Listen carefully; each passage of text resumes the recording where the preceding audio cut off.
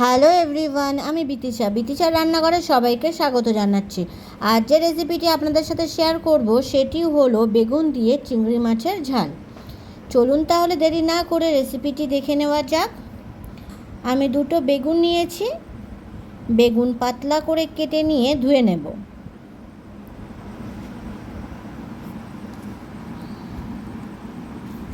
চিংড়ি মাছে পরিমাণ মতো লবণ ও পরিমাণ মতো হলুদ দেব। কড়াইতে পরিমাণ মতো সর্ষের তেল গরম করে নেব। তেল গরম হলে লবণ হলুদ মাখানো চিংড়ি মাছ গরম তেলের মধ্যে দিয়ে দেব। চিংড়ি মাছ হালকা ভেজে নেব।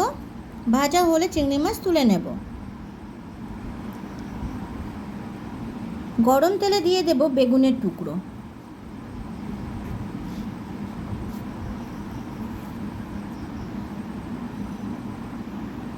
বেগুন ভেজে নেব।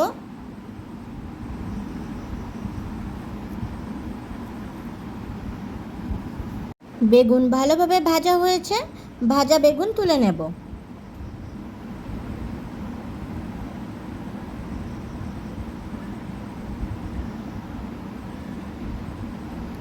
গরম তেলে দিয়ে দেব কালো জিরে ফোড়ন।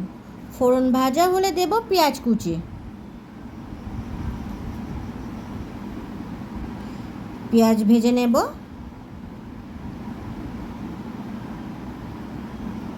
পেঁয়াজ ভাজা হলে দিয়ে দেব রসুন বাটা।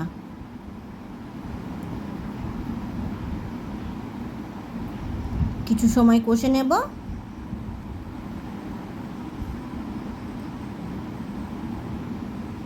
রসুনের কাঁচা গন্ধ চলে গেলে দিয়ে দেব 4-5টা চেরা কাঁচা লঙ্কা।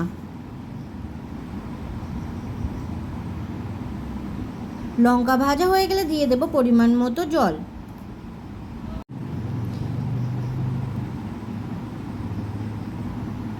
এরপর দিয়ে দেব পরিমাণ মতো লবণ, পরিমাণ মতো হলুদ। ঝোলের সাথে মিশিয়ে নেব। দিয়ে দেব জিরে গুঁড়ো, মরিচ গুঁড়ো ও শুকনো লঙ্কার গুঁড়ো। গুঁড়ো মশলা ঝোলের সাথে মিশিয়ে নেব। 5 থেকে 6 মিনিট ভালোভাবে ফুটিয়ে নেব। এরপর দিয়ে দেব ভেজে রাখা বেগুন ও চিংড়ি মাছ। ঝোলের সাথে মিশিয়ে নিয়ে কিছু সময় ফুটিয়ে নেব। মাঝে মাঝে ঝোল নেড়ে চেড়ে নেব।